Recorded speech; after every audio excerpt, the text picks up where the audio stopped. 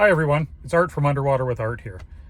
As you can see, I'm on the road again, this time with work.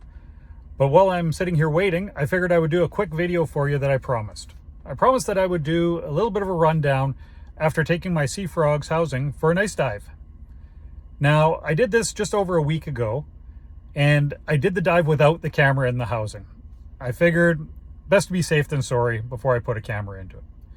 So for those of you that have watched my previous video, I bought the SeaFrogs aluminum housing, the SF10009, for an A7R4 Sony camera.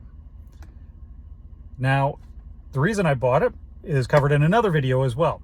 It was essentially the price. The price was right, so I thought I'd take a chance on it. But before I decided to put my camera inside the housing, I thought it would be prudent if I take it for a little bit of a test drive. So, a little over a week ago, I was having to do some ice diving with work.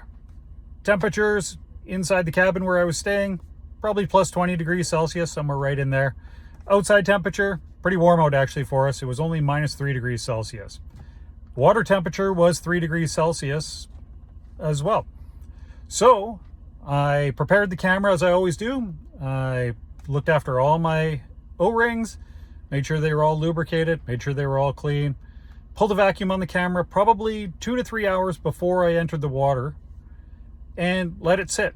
Vacuum light stayed green the entire time. Brought the camera outside into the -3 weather, set it down on the ice. You're going to see some pictures of that. And let it sit there while I did some work before I was in the water. Once it was my turn to hop in the water and do some work, I took the camera, checked it, lights were still green. So I thought, what the heck, let's take it down. Now, it was very buoyant without a camera inside of it, that's for sure. But I took it down to about 40 feet, roughly 15 meters, 14 meters, somewhere right in there. Had it hanging off the side of me while I did my work. Was underwater for approximately 20 minutes. Got the work done that I needed to do and came back up. The whole time I'd been checking the camera occasionally, taking a look. Still green, no water intrusion, nothing like that. It was getting banged around pretty good as I was working, but still no issues. Came out of the water, set it on the ice. It was probably sitting on the ice for, I would say another half hour, and then stayed outside, sitting on a bench for probably another hour after that. I then took it back, brought it right back inside, cleaned it up, made sure I dried all the water off of it, anything that was left behind, pressed all the buttons, did the same things I always do when I'm caring for my camera afterwards.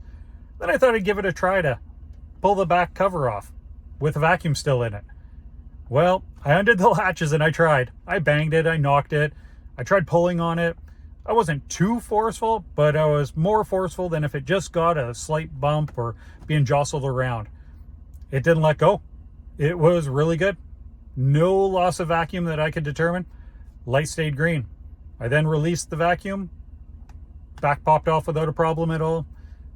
And there wasn't a hint of water, moisture, condensation, anything inside the camera. Inside the housing, I should say.